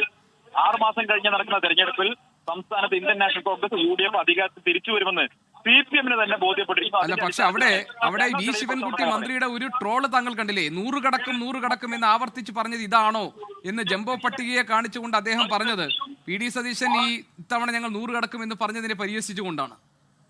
അല്ല, രാഷ്ട്രീയത്തിൽ അത്തരം പരിഹാസങ്ങളൊക്കെ നടത്താൻ അവർക്ക് അവകാശമുണ്ട്. CPM-നകത്തും BJP-ക്കകത്തൊക്കെ ഇപ്പൊ എത്ര കമ്മിറ്റികളും എത്ര ആളുകളും ഒക്കെ ഉണ്ടെന്ന് നമുക്കറിയാലോ. ഇപ്പൊ BJP സംബന്ധിച്ചോളം 14 ജില്ലകളെ വിഭജിച്ച് 30 ജില്ലാ കമ്മിറ്റിയാണ്. നമുക്കൊക്കെ 14 ജില്ലയാണുള്ളത്. BJP-യിൽ 30 ജില്ലയും 30 ജില്ലാ പ്രസിഡന്റുമാരാണ്. അപ്പൊ ആ പാർട്ടികൾക്കൊക്കെ ഇത്തരം ട്രോള് നടത്താൻ എന്ത് അവകാശമാണുള്ളത്? കോൺഗ്രസ് ഒരു വലിയ പ്രസ്ഥാനമാണ്. കോൺഗ്രസ് ഒരു CPM-നെയോ BJP-യോ പോലെയോ അടച്ചിട്ട പ്രസ്ഥാനമല്ല, വലിയ പ്രസ്ഥാനമാണ്. കൂടുതൽ ആളുകളുടെ പിന്തുണയുണ്ട്. 42% ജനങ്ങളെ വോട്ടുള്ള പാർട്ടിയാണ്. സ്വാഭാവികമായിട്ടും അതിനനുസരിച്ച് നേതൃത്വമുണ്ട്, കാലിബറിലെ ആളുകളുണ്ട്. അപ്പൊ അവരെയൊക്കെ ഉൾക്കൊള്ളേണ്ടി വരും. അതിലെന്താ തർക്കമുള്ളത്? അതിലെന്താ പ്രശ്നമുള്ളത്? ഒരു പാർട്ടിയിൽ ഇത്ര നേതാക്കന്മാരെ പാടൂ എന്ന് രാജ്യത്ത് അവിടെ നിയമമൊന്നുമില്ലല്ലോ. സ്വാഭാവികം മാത്രം. ശരി, ശ്രീ സന്ദീപ് വാര്യർ, വളരെയധികം നന്ദി താങ്കൾ പ്രതികരിച്ചതിന്. ശ്രീ റിജി ലൂക്കോസ്, ഇടത് നിരീക്ഷകൻ എന്ന നിലയിലാണ് താങ്കൾ ഈ ചർച്ചയിൽ പങ്കെടുക്കുന്നത്. അതുകൊണ്ട് തന്നെ താങ്കൾ നടത്തുന്ന താങ്കളുടെ അഭിപ്രായ പ്രകടനങ്ങളും താങ്കൾ നടത്തുന്ന ഈ പരാമർശങ്ങളും ഒക്കെ സ്വാഭാവികമായിട്ടും ഒരു പ്രതിപക്ഷ പാർട്ടിയെ കുറിച്ചിട്ടുള്ളതാണ് എന്നൊക്കെയുള്ള ആക്ഷേപങ്ങൾ ഒരുപക്ഷെ വന്നേക്കാം. പക്ഷേ രാഷ്ട്രീയ നിരീക്ഷകൻ ഒരാളെന്ന നിലയിലും ഇപ്പോൾ കോൺഗ്രസിനകത്ത് ഇപ്പോൾ നടക്കുന്ന പ്രശ്നങ്ങളെ താങ്കൾ എങ്ങനെയാണ് മനസ്സിലാക്കുന്നത് ശ്രീ റിജി ലൂക്കോസ്?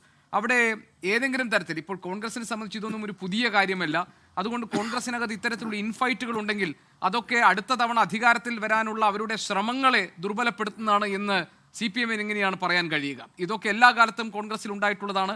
ഇതൊക്കെ ഉള്ളപ്പോൾ തന്നെയാണ് കോൺഗ്രസ് ഭരണത്തിൽ വന്നിട്ടുള്ളത്. ഞാൻ പറഞ്ഞത് UDF, കോൺഗ്രസ് നയിക്കുന്ന മുന്നണി ഭരണത്തിൽ വന്നിട്ടുള്ളത്. അപ്പോൾ ഇത്തരം പ്രശ്നങ്ങളൊക്കെ ചൂണ്ടിക്കാണിച്ചുകൊണ്ട് അവിടെ എന്തോ വലിയ സംഭവങ്ങൾ നടക്കുന്നു എന്ന് പറയുന്നതിൽ എന്താ അർത്ഥമാണുള്ളത് കേരളത്തിൽ? ഗോപികൃഷ്ണ, K. മുരളീധരന്റെ രസകരമായ ഒരു പ്രസ്താവനയുണ്ട് 2 വർഷങ്ങൾക്ക് മുമ്പ് നടന്നത്. അദ്ദേഹം പറഞ്ഞ കോൺഗ്രസിന്റെ ഭാവിയിലെ അവസ്ഥ ഷവർമയൊഴിഞ്ഞ കമ്പി പോലെ ആയിരിക്കും എന്ന് പറഞ്ഞു. ഒന്നുകൂടെ പറഞ്ഞാൽ ഐക്യരാഷ്ട്രസഭയുടെ പൊതുസഭയിൽ 196ഓളം രാഷ്ട്രത്തലവന്മാർ പങ്കെടുക്കുന്ന ഐക്യരാഷ്ട്രസഭയുടെ പൊതുസഭയിൽ ബെഞ്ചമിൻ നെതന്യാഹു ഇസ്രായേലിന്റെ പ്രധാനമന്ത്രി വന്നപ്പോൾ അസാധാരണമായ കൂവലും ബഹളവുമായിട്ട് 90% പ്രതിനിധികൾ ഇറങ്ങിപ്പോയി. ആ ഒരു അവസ്ഥയാണ് ഇന്ന് K. മുരളീധരന്റെ ഭാഗത്തു നിന്നുണ്ടായത്. എന്താണ് കാരണം? K. മുരളീധരനായിരുന്നു ഇന്ന് അടൂരിൽ നിന്ന് പന്തളത്തേക്കുള്ള ജാഥയുടെ ക്യാപ്റ്റൻ. ആ ക്യാപ്റ്റൻ തന്നെ ആ ജാഥയെ ഉപേക്ഷിച്ചു പോയി. ഇനി പന്തളത്തെ വേദിയിലെത്തിയതറിയില്ല, ആ വേദിയിലെത്തിയിട്ട് കാര്യമില്ല. അങ്ങനെ ക്യാപ്റ്റൻ ഇല്ലാത്ത ഒരു പ്രതിഷേധ ജാഥ നടത്തേണ്ട ഗതികേട് ചരിത്രത്തിലാദ്യമായിട്ട് രാഷ്ട്രീയ പാർട്ടിക്ക് ഉണ്ടായത് കേരളത്തിലാണ്. ഗോപികൃഷ്ണൻ ചോദിച്ചതിന് മറുപടിയിലേക്ക് തന്നെ ഞാൻ വരുന്നത്. ഇപ്പോൾ എന്താ കാരണം എന്ന് പറയാം. പ്രതിപക്ഷത്ത് തമ്മിലടിയുണ്ട്, അവർ നിരന്തരമായി തമ്മിലടിക്കുന്നവരാണെന്നൊക്കെ പറഞ്ഞതിൻ്റെ ലോജിക്കാണല്ലോ എന്നോട് ചോദിച്ചത്. അതിനു മുമ്പ് അവർ ഭരണത്തിൽ വന്നിട്ടുണ്ട്. ഒരു ഉദാഹരണം പറയാം. ഇപ്പോൾ ഈ ചർച്ചയിൽ പങ്കെടുത്ത ബഹുമാനപ്പെട്ട എൻ്റെ സുഹൃത്ത് സന്ദീപ് വാര്യർ ഈ പാർട്ടി വന്നിട്ട് എത്ര ആളായി? കേവലം 8-9 മാസം മാത്രമേ ആയിട്ടുള്ളൂ. അതിനു മുമ്പ് അതേ അറിയപ്പെടുന്ന ഒരു കോൺഗ്രസ് വിരോധി, ഗാന്ധിജിയെ പോലും ചെറുതായി വെടിവെച്ചു എന്ന് പറഞ്ഞ ആളാണ് എന്നോടൊപ്പം ഇരുന്ന് ചർച്ചയിലാണ്. അത് പോട്ടെ, അത് അദ്ദേഹത്തിൻ്റെ സ്വാതന്ത്ര്യം. അദ്ദേഹം രാഹുൽ ഗാന്ധിയെക്കുറിച്ചൊക്കെ വിദ്വേഷ പ്രസംഗം നടത്തിയിട്ടുണ്ട്, മുസ്ലിം സമുദായത്തിനെ കുറിച്ചൊക്കെ നടത്തിയിട്ടുണ്ട്. പോട്ടെ, അതേ ഈ പാർട്ടി വന്നിട്ട് എത്ര ആളായി? 7-8-9 മാസം. പാലക്കാട് തെരഞ്ഞെടുപ്പ് സമയത്ത് അതേ ഈ പാർട്ടി വരുന്നത് കോൺഗ്രസിൽ. അദ്ദേഹത്തിന് ഇപ്പോൾ കിട്ടിയ സാധനം എന്താണെന്നറിയോ? ജനറൽ സെക്രട്ടറി പദ.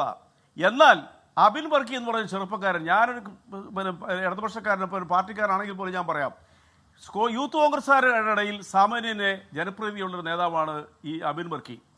കൃത്രിമമാർഗത്തിലൂടെ 2,20,000 വോട്ട് നേടി രാഹുൽ മാങ്കൂട്ടം പ്രസിഡന്റായെങ്കിലും നേരെ മാർഗത്തിലൂടെ 1,70,70,000 വോട്ട് നേടിയ ആളാണ് ഈ അബിൻ വർക്കി. ഇപ്പോഴത്തെ യൂത്ത് കോൺഗ്രസിന്റെ പ്രസിഡന്റ് ആരാന്നറിയോ? ഈ OK ജനീഷ് എന്ന് പറയുന്ന ആളെ യൂത്ത് കോൺഗ്രസ്സുകാർ പോലും കേൾക്കുന്ന ഇപ്പോൾ ഈ അടുത്ത കാലത്ത്. കാരണം അദ്ദേഹത്തെക്കുറിച്ച് ഒരുപാട് ആരോപണങ്ങളിൽ ആ പാർട്ടിക്കുള്ളിൽ നിന്ന് അവർ തന്നെ സോഷ്യൽ മീഡിയ ഇട്ടിട്ടുണ്ട്. യൂത്ത് കോൺഗ്രസിന്റെ ഫണ്ട് പിരിവുമായിട്ട് മുക്കി എന്നൊക്കെ പറഞ്ഞുകൊണ്ട്. അയാൾ വേണുഗോപാലിന്റെ ആളായതുകൊണ്ട് മാത്രമാണ് KPCC ജനറൽ സെക്രട്ടറി ആയത്. ഈ അബിൻ വർക്കി ക്രിസ്ത്യൻ നാമധാരി ആയതുകൊണ്ടാണെന്ന് ആണ് അദ്ദേഹത്തിനെ അവഗണിച്ചതെന്നും ഞാൻ പറയുന്നതല്ല. അതിനെക്കുറിച്ച് ഞാൻ പറയാം. അതിനു മുമ്പ് ഒരു കാര്യം കൂടെ പറയാം. അതായത് ഈ പറയുന്ന KC വേണുഗോപാൽ കേരള പ്രദേശ് VC കേരള പ്രദേശ് വേണുഗോപാൽ കമ്മിറ്റിയാക്കി ഇതിനെ പിടിച്ചെടുത്തിരിക്കുന്നു. അതിൻ്റെ കൂടി ഫലമാണ് ഈ രമേശ് ചെന്നിത്തലയുടെ കൂട്ടുകാരനായ അല്ലെങ്കിൽ അദ്ദേഹത്തിൻ്റെ ഗ്രൂപ്പുകാരനായ അബിൻ വർക്കി 2 കാരണങ്ങൾ കൊണ്ടാണ് തള്ളിക്കളഞ്ഞത്. നിസ്സാരമായിട്ട് തള്ളിയതല്ല. സന്ദീപ് വാര്യർക്ക് കിട്ടിയ പൊസിഷന്റെ അതിൽ അപമാനിച്ചുകൊണ്ട് അയാളെ ഡൽഹിയിലേക്ക് എക്സ്പോർട്ട് ചെയ്തിരിക്കുന്നു. അസാധാരണമായൊരു പത്രസമ്മേളനം മാന്യനായ ചെറുപ്പക്കാരൻ പിറ്റേ ദിവസം രാവിലെ നടത്തി. അതിൽ അദ്ദേഹം പറഞ്ഞ 2 കാര്യങ്ങൾ. ഒന്നാണ് ഞാൻ നേരത്തെ പറഞ്ഞത്. ഒരു പത്രപ്രവർത്തകർ, എൻ്റെ ഓർമ്മ ശരിയാണെന്നുണ്ടെങ്കിൽ അത് 24-ന് മാധ്യമപ്രവർത്തകൻ ചോദിച്ചു, താങ്കൾ, അത് കേരളം മുഴുവൻ ചർച്ചയായ കാര്യം തന്നെ, ആ മാധ്യമപ്രവർത്തകരെ പ്രത്യേകമായ രീതിയിലൊന്നും പറയേണ്ട കാര്യമില്ല, താങ്കളെ ക്രിസ്ത്യൻ കമ്മ്യൂണിറ്റിപ്പെട്ട ആളായിട്ടാണോ അവഗണിച്ചത്? ബാലൻസ് ചെയ്യാൻ. കാരണം സണ്ണി ജോസഫ് എന്ന് പറയുന്ന ആള് ക്രിസ്ത്യൻ ആണല്ലോ. ആണെന്ന് ചോദിച്ചപ്പോൾ അദ്ദേഹം പറഞ്ഞു, ഞാൻ ക്രിസ്ത്യൻ സമുദായക്കാരനായിട്ടാണോ എന്നെ അവഗണിച്ചെന്നുള്ള മറുപടി എൻ്റെ നേതൃത്വമാണ് പറയേണ്ടതെന്ന് പറഞ്ഞപ്പോൾ അദ്ദേഹത്തിൻ്റെ അമർഷം പൊട്ടിയൊലിച്ചു. പിന്നെ ഒന്നുകൂടെ ചെറുപ്പക്കാരൻ പറഞ്ഞു, തന്നെ ഡൽഹിയിലേക്ക് കെട്ടുകെട്ടിക്കരുത്, കേരളത്തിലാണ് നിൽക്കേണ്ടതെന്ന് പറഞ്ഞു, പ്രവർത്തിക്കണ്ടേ. അതിന് മറുപടിയായിട്ട് അപമാനിച്ചുകൊണ്ട് KPCC പ്രസിഡന്റ് പറഞ്ഞെന്താ അറിയോ? പിറ്റേ ദിവസം മാധ്യമങ്ങളോട് പറഞ്ഞത്, അയാൾക്ക് വേണമെങ്കിൽ കേരളത്തിൽ ഇരുന്നും കേന്ദ്രത്തിൽ പ്രവർത്തിക്കുന്നത്. അതെങ്ങനെ അങ്ങനെ പ്രവർത്തിക്കുന്നത്? ആക്ഷേപിച്ചു. ഇനി രണ്ടാമത്തെ കാര്യം എന്ന് പറയുന്നത് കെ മുരളീധരൻ ആരാ?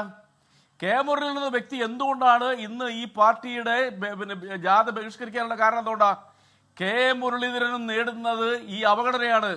അതായത് കെ സി വേണുഗോപാൽ KPVC രൂപീകരിച്ചപ്പോൾ വെട്ടിനിരുത്തി മുഴുവൻ ആളുകളെ മാറ്റി ജംബോ കമ്മിറ്റി ഉണ്ടാക്കി 58 പേരെ ജനറൽ സെക്രട്ടറിമാരാക്കി. ആ ജനറൽ സെക്രട്ടറിമാരിൽ കെ മുരളീധരന്റെ വാക്കിന് വിലയില്ലാവുന്നു, രമേശ് ചെന്നിത്തലയുടെ വാക്കിന് വിലയില്ലാവുന്നു. എന്തിനധികം ഗോപികൃഷ്ണ, കേരളത്തിൽ ഈ പാർട്ടിയെ തന്റെ പോക്കറ്റിലാക്കി അടിച്ചമർത്തി 2-3 ചെറുപ്പക്കാരെ കൂട്ടിക്കൊണ്ട് ഈ പാർട്ടി തന്റെ കയ്യിലെ ഏകാധിപത്യ പാർട്ടിയാണെന്നുള്ള രീതിയിൽ കേരളത്തിൽ അങ്ങോട്ടും ഇങ്ങോട്ടും പത്രക്കാരോടും ദേഷ്യപ്പെട്ട് സകല ആൾക്കാരോടും ജാട പറഞ്ഞ VD സതീശൻ പോലും ഇന്ന് തീർന്നില്ലാതായിരിക്കുന്നു. അതുകൊണ്ടാണ് മാധ്യമപ്രവർത്തകർ മാന്യമായ ഒരു രാഷ്ട്രീയ ചോദ്യം ചോദിച്ചു. അവർക്ക് അതിനുള്ള അവകാശമുണ്ട്. ചോദിച്ചപ്പോൾ പറഞ്ഞത് എന്താ അറിയോ? അദ്ദേഹം ഇത്തരം കാര്യങ്ങൾ എന്നോട് ചോദിക്കരുത് പറഞ്ഞുകൊണ്ട് അദ്ദേഹം ചരിത്രത്തിലെ ഏറ്റവും വലിയ ധാർഷ്ട്യം കാണിച്ചു, എന്നിട്ട് തിരിഞ്ഞു നടന്നു. ഇതാണ് കേരളത്തിലുണ്ടായ. അതിന് നിങ്ങളെങ്ങനെയാണ് പ്രതിപക്ഷത്തെ ഞങ്ങൾ അളക്കുന്നത്? അവർക്ക് തമ്മിലടി ഉണ്ടെങ്കിലും ഒരു ഇതിനു മുമ്പ് അധികാരത്തിൽ വന്നിട്ടുണ്ടോ എന്നുള്ളവരും ഒറ്റ ചോദ്യം കൂടെ ചോദിച്ചുകൊണ്ട് ഞാൻ ഗോപികൃഷ്ണന്റെ മറുപടിയിലേക്ക് വരാം. കൃത്യമായ സ്ട്രൈറ്റ് ചോദ്യമാണ്.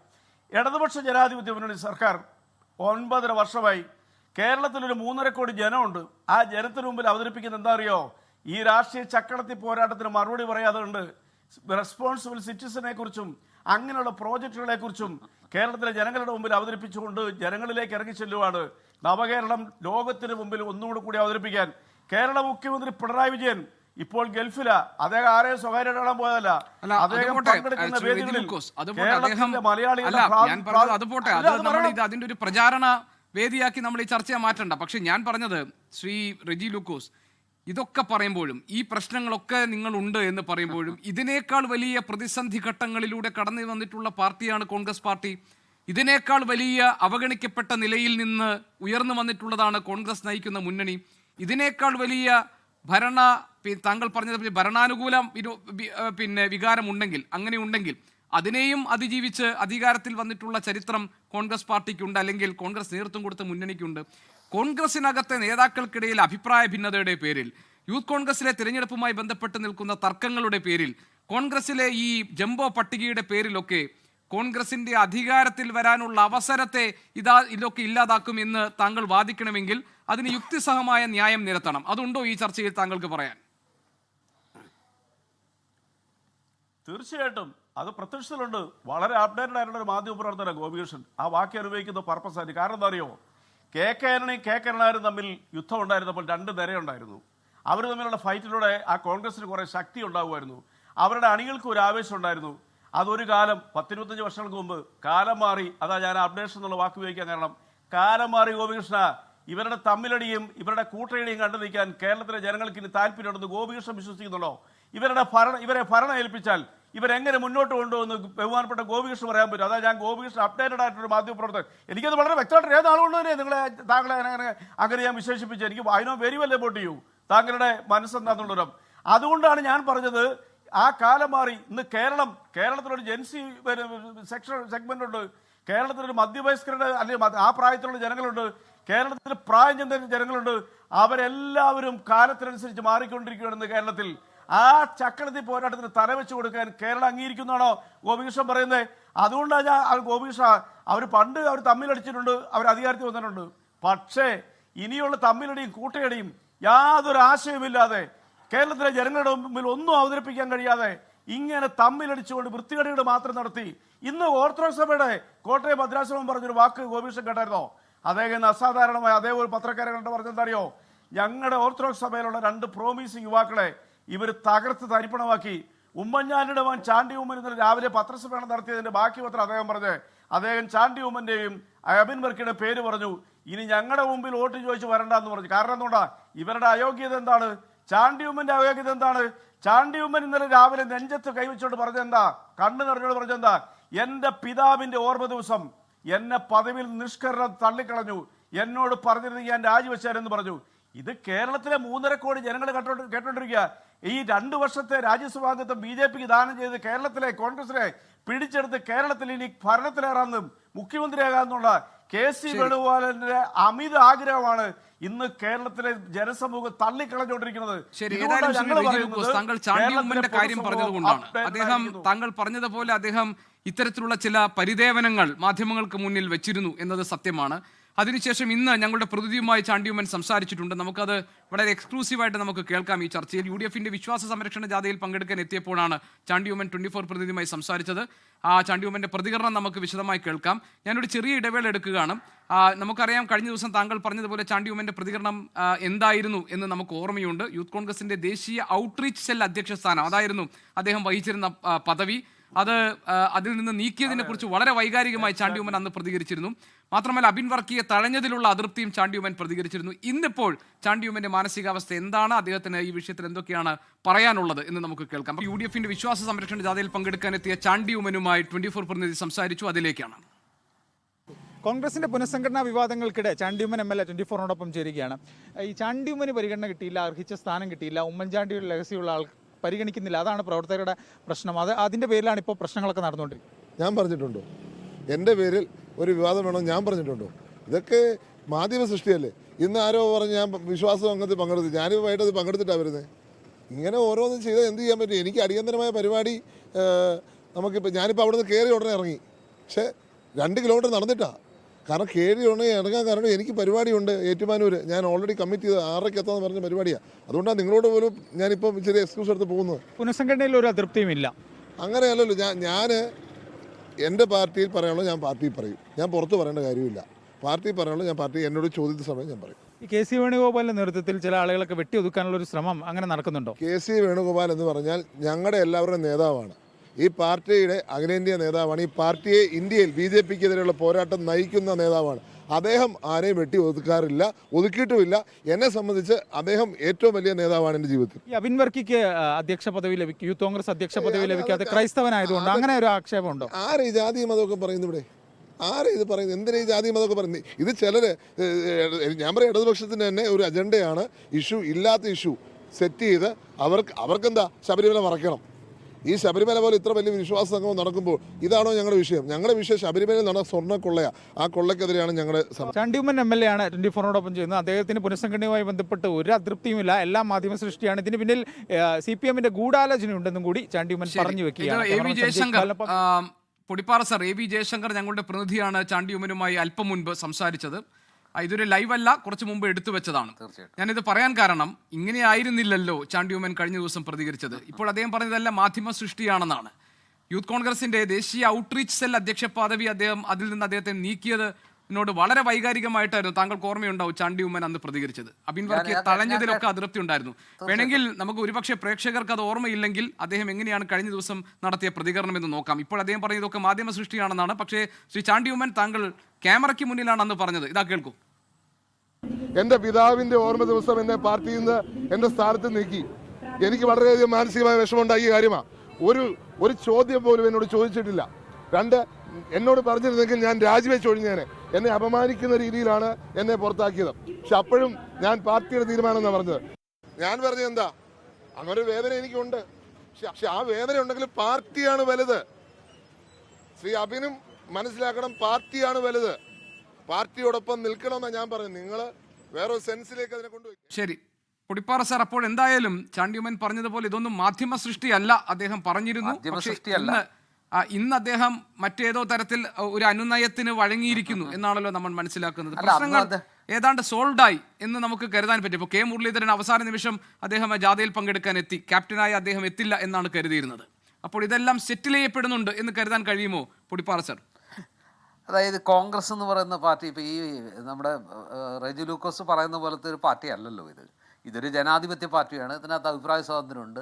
ഒരു പരിധി വരെയൊക്കെ ആളുകൾ വെട്ടിത്തുറന്ന് പല കാര്യങ്ങളും പറയും. അവരവരുടെ മൂഡിനനുസരിച്ച്, അവരുടെ വൈകാരികതയ്ക്കനുസരിച്ച്, അന്നേരത്തെ ഒരു വികാര വിക്ഷോഭത്തിനനുസരിച്ച് ചില വാക്കുകളൊക്കെ പറയും. ചിലത് ഇത്തിരി കടന്നു പോകും. പിന്നീട് ആലോചിക്കുമ്പോൾ അവർക്കത് കടന്നുപോയി എന്ന് വരുമ്പോൾ അവരൊരു അനുനയത്തിൻ്റെ കുറച്ചുകൂടി ഒരു റിപ്പൻഡൻസിൻ്റെ രൂപത്തിൽ സംസാരിക്കും. ഇത് സ്ഥിരം പതിവുള്ളതാണ്. ഇത് കോൺഗ്രസിൻ്റെ ഒരു രീതിയാണ്. ഞാൻ പറഞ്ഞു വരുന്നത് എല്ലാം അനുനയിച്ച് എല്ലാം സെറ്റിൽ ചെയ്തു എന്നുള്ളതല്ല. ഈ സമയത്ത് ചില കാര്യങ്ങൾ പറഞ്ഞാൽ മനസ്സിലാകേണ്ടതുണ്ട്. ഇപ്പോൾ കെ മുരളീധരനോട് പറഞ്ഞു, നിങ്ങൾ ഈ ചെയ്യുന്നതിന് തീരുമാനം എടുത്തിട്ടുണ്ടെങ്കിൽ, ഇപ്പം എല്ലാവരും പറയുന്നു അദ്ദേഹം ഗുരുവായൂർ 1-ാം തീയതിയാണ് ദർശനത്തിന് പോയതാണ്, അവിടെ ചെന്നപ്പോൾ അസുഖം വന്നു, അതുകൊണ്ട് ജലദോഷം ശക്തമായി, അദ്ദേഹം അവിടെ വിശ്രമിക്കാൻ തീരുമാനിച്ചു.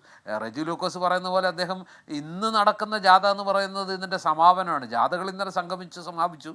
ഇന്നത്തെ ജാഥ അദ്ദേഹം അല്ല നയിക്കുന്നത്, അതൊരു സാങ്കേതികമായിട്ട് തെറ്റാണ് അദ്ദേഹം പറയുന്നത്. അതെന്തെങ്കിലും ആവട്ടെ, ഏതായാലും അദ്ദേഹം റെജി ലൂക്കോസ് വിചാരിച്ചതിനപ്പുറത്ത് ജാഥ ക്യാപ്റ്റൻ ഒരു മേഖലാ ജാഥയുടെ ക്യാപ്റ്റനാണ് സാർ, അല്ലാതെ അദ്ദേഹം മൊത്തം ജാഥയുടെ ക്യാപ്റ്റൻ അല്ല. അങ്ങ് പറയുമ്പോൾ എല്ലാ കാര്യങ്ങളും മനസ്സിലാക്കിയിട്ട് വേണ്ടേ പറയാം. പുടിപ്പാറ സാർ, ഞാൻ ഒറ്റ കാര്യം കൂടി പറഞ്ഞോട്ടെ. കെ മുരളീധരൻ ഇതുവരെ യാത്രയിൽ എത്തിയിട്ടില്ല എന്നൊരു വിവരം ഞാനൊന്ന് അപ്ഡേറ്റ് ചെയ്യുകയാണ്. ഞാൻ വളരെയധികം അപ്ഡേറ്റ് ചെയ്യപ്പെടുന്ന മാധ്യമപ്രവർത്തകരാണ് ശ്രീ റെജി ലൂക്കോസ് പറഞ്ഞു. അപ്ഡേറ്റ് ചെയ്തിട്ടുണ്ട്. അതൊരു വലിയ കോംപ്ലിമെന്റ്. 2 മണിക്ക് മറ്റാണ് അദ്ദേഹം ഗുരുവായൂരിൽ നിന്ന് പുറപ്പെട്ടത്. അവിടെ എത്താൻ ചിലപ്പോൾ ഈ റോഡ് കട എനിക്കറിയില്ല, അദ്ദേഹം എത്തേണ്ട ആളായിരുന്നു. ആ കാര്യത്തിൽ എനിക്കൊരു സംശയമില്ല. അതായത് ഈ അടിക്കാനുള്ള വടിയൊക്കെ കൊടുക്കുന്നത് ഇവർ തന്നെയാണ്. റെജി ലൂക്കോസിനെ പോലുള്ളവർക്ക് സ്വന്തം പാർട്ടിയിൽ എന്തുമാത്രം പ്രശ്നങ്ങളാണ് കിടക്കുന്നത്. ഇപ്പോൾ ആരൊക്കെ ഈ സ്വർണ്ണ കവർച്ച, ഈ പറഞ്ഞ ശബരിമല ശ്രീകോവിലിൻ്റെ സ്വർണ്ണപ്പാളികളും അതുപോലെ തന്നെ ദ്വാരപാലക വിഗ്രഹത്തിൻ്റെ സ്വർണ്ണപ്പാളികളൊക്കെ എവിടെ പോയെന്നും അത് അന്വേഷിച്ച് വരുമ്പോൾ ആരൊക്കെ കുടുങ്ങുമെന്നും ആരുടെയൊക്കെ വീട്ടിലെത്തിയെന്നും ഏതൊക്കെ CPM നേതാക്കൾ കുടുങ്ങും, ഏതൊക്കെ മന്ത്രിമാർ ഉത്തരം പറയേണ്ടി വരും എന്നൊക്കെ ഉള്ളത് നമുക്ക് കാത്തിരുന്ന് കാണാം. ഞാനതിലേക്കൊന്നും കൂടുതൽ കടക്കുന്നില്ല. അതൊക്കെ അത്തരം മഹാപ്രശ്നങ്ങളുടെ നടുവിൽ, ഉത്തരമില്ലാത്ത ചോദ്യങ്ങളുടെ നടുവിൽ, വലിയ ആശങ്കകൾക്ക് നടുവിലാണ് CPM കഴിഞ്ഞുകൂടുന്നത്, അല്ലെങ്കിൽ CPM നിൽക്കുന്നത്. അങ്ങനെ ഒരു അവസ്ഥയിൽ ഇമാതിരി ഈ കോൺഗ്രസിനകത്ത് ചെറിയ കാര്യങ്ങളുടെ പേരിൽ, ഈ പുനഃസംഘടനയുടെ പേരിൽ, അല്ലെങ്കിൽ 59 ജനറൽ സെക്രട്ടറിമാരും 13 വൈസ് പ്രസിഡന്റുമാരും 6-ലധികം രാഷ്ട്രീയകാര്യ സമിതി അംഗങ്ങളും പുതുതായിട്ട് വന്നിട്ടും പരാതി തീരുന്നില്ല. അതിനകത്ത് തമ്മിലടിയാണ്. കോൺഗ്രസിനെ കുറിച്ച് അല്ലെങ്കിൽ തന്നെ പറയും കോൺഗ്രസിനെ തോൽപ്പിക്കുന്ന കോൺഗ്രസ് തന്നെയാണ്, കോൺഗ്രസ്സുകാർ തന്നെയാണെന്ന്. അതാണ് കോൺഗ്രസിനെതിരെയുള്ള ഏറ്റവും വലിയ ആക്ഷേപം. അണികളെ നിരാശരാക്കുന്ന രീതിയിൽ, അവരുടെ ആത്മവിശ്വാസം തകർക്കുന്ന രീതിയിൽ അധികാരത്തിലെത്തിയാൽ ഇവർ തമ്മിലടിക്കും, എങ്ങനെയെങ്കിലും അധികാരത്തിലെത്താനുള്ള സാധ്യതകൾ ഇല്ലാതാക്കും എന്നൊക്കെയുള്ളൊരു ആരോപണം ആ പാർട്ടിക്കകത്ത് തന്നെയുണ്ട്. പക്ഷേ റെജി ലൂക്കോസിനോട് എനിക്ക് പറയാനുള്ള മറുപടി എന്താണെന്ന് വെച്ചാൽ, ഇതൊക്കെ നിങ്ങളുടെ പാർട്ടിക്കകത്ത് അതിനേക്കാൾ ശക്തമായിട്ട് ഇപ്പോൾ ഈ G. സുധാകരനെ പോലെ ഒരു തലമുതിർന്ന നേതാവ്, കേരളത്തിലെ മുഴുവൻ കമ്മ്യൂണിസ്റ്റ് വിശ്വാസികൾ ഒരുപോലെ ആദരിക്കുന്ന ഒരു നേതാവ് ഈ കഴിഞ്ഞ കുറേ ദിവസങ്ങളായിട്ട് എന്ത് നിലപാടാണ് എടുത്തിരിക്കുന്നത്? അദ്ദേഹത്തിൻ്റെ വിമർശനങ്ങൾ ആർക്കൊക്കെ എതിരെയാണ്? അദ്ദേഹം പറയുന്ന വാക്കുകൾ എവിടെയൊക്കെ ആരുടെയൊക്കെ നെഞ്ചിലാണ് പോയി തറയ്ക്കുന്നത്? എന്നിട്ട് ആരൊക്കെയാണ് അനുനയമായിട്ട് പോയത്? ഇന്നലെ എന്തിനാ നാസറും സുജാത മാഡം ഒക്കെ അവിടെ പോയി അനുനയിപ്പിക്കാൻ ശ്രമിക്കുന്നത്? അപ്പം നിങ്ങളുടെ പാർട്ടിക്കകത്ത് ഈ പ്രശ്നങ്ങളൊക്കെ ഉണ്ട്. എന്തെല്ലാം ആരോപണങ്ങൾ വരുന്നു ആർക്കെല്ലാം എതിരെ, അതൊന്നും നിങ്ങൾക്ക് പ്രശ്നമല്ല. ഇദ്ദേഹം പറയുന്നത് കേട്ടാൽ തോന്നും CPM-ന് ഒരു പ്രശ്നമില്ല, ടേക്കൺ ഫോർ ഗ്രാൻഡഡ് ആണ്, ഇന്നങ്ങ് മത്സരിക്കുക, നാളെ 100 സീറ്റുമായിട്ട് അധികാരത്തിൽ തിരിച്ചു. അത്ര സുരക്ഷിതവും സുഗമവും അല്ല റെജി ലൂക്കോസ്. അങ്ങനെയെങ്കിൽ ഈ പറഞ്ഞ ഈ ബൈ ഇലക്ഷനിൽ പാലക്കാട് എങ്ങനെയാണ് ഇത്രയും 18,000 വോട്ടിന് തോറ്റുപോയത്? എങ്ങനെയാണ് ഈ പറഞ്ഞ ചേലക്കര മണ്ഡലത്തിൽ നിങ്ങൾക്ക് കഴിഞ്ഞ തവണ കിട്ടിയ 20,000 വോട്ട്, അല്ല 22,000 വോട്ടോ അല്ല 27,000 വോട്ട് ഇല്ലാതെ പോയത്? 39,000 വോട്ടിന് ജയിച്ച സ്ഥലത്ത് 12,000 വോട്ടിനാണ് ജയിച്ചത്. അതുപോലെ തന്നെ ഈ പറഞ്ഞ പുതുപ്പള്ളിയിലും തൃക്കാക്കരയിലും ഒക്കെ എങ്ങനെയാണ് ഈ പറഞ്ഞ സകലരും സാർ, ഈ ഇപ്പൊ നമ്മൾ ഈ വിഷയത്തിലേക്ക് വന്നാൽ, ഈ KC വേണുഗോപാലിന് വേണ്ടി നടത്തുന്ന നീക്കങ്ങൾ എന്നത് ഈ അവസാനം ഇതിന്റെ ഫലം എന്താകും? അങ്ങനെയൊന്നും ഒരാൾക്ക് ഏകപക്ഷീയമായിട്ട് ഇതിനെയൊന്നും അങ്ങനെ ഹൈജാക്ക് ചെയ്യാനൊന്നും പറ്റുമെന്ന് ഞാൻ വിശ്വസിക്കുന്നില്ല. കേരളത്തിൽ ഇപ്പോൾ VD സതീശൻ്റെ ഒരു ഇൻറ്റഗ്രിറ്റി നമുക്കറിയാമല്ലോ.